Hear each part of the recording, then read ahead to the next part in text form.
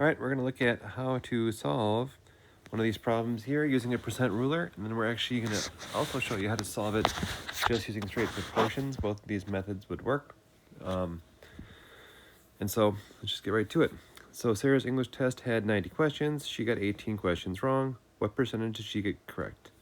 So the first thing, when we're doing our number percent ruler, the bottom of it is going to be 0%. The top of it's going to be 100%. We know the least number of questions she could have gotten correct would have been 0, and the largest number of questions she could have gotten correct is 90.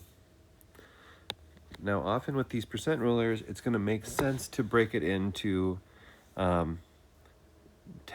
increments, just because dividing by 10 is typically straightforward and a little bit easier. So what we're going to do is we're going to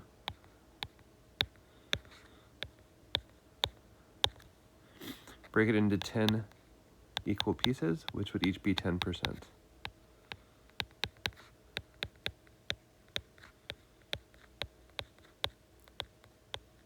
All right.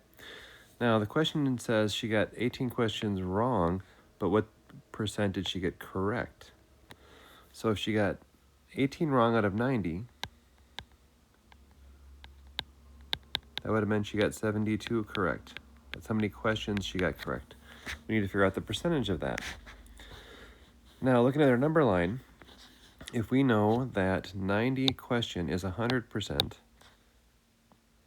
we are just going to divide that by 10 to find out what 10% would be. So 90 divided by 10 would be 9. And then I would just keep counting up questions like that.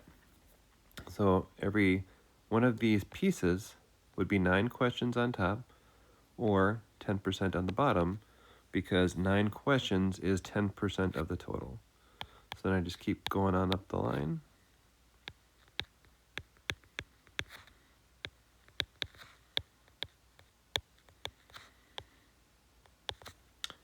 And right there, I can see what my answer is going to be, because 72 questions is the same thing as 80%.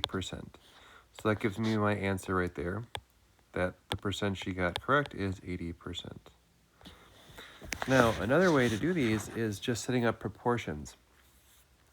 So when it says there's 90 questions and she got 18 wrong, therefore she got 72 correct, that means her score would have been 72 out of 90. So 72 questions correct out of 90 questions altogether. Okay, 90 questions is the same thing as 100%. So now what percent would 72 questions be? I can divide that out. So I would take 100 divided by 9. That gives me, by 90. That gives me, on my calculator, 1.1 repeating, which means that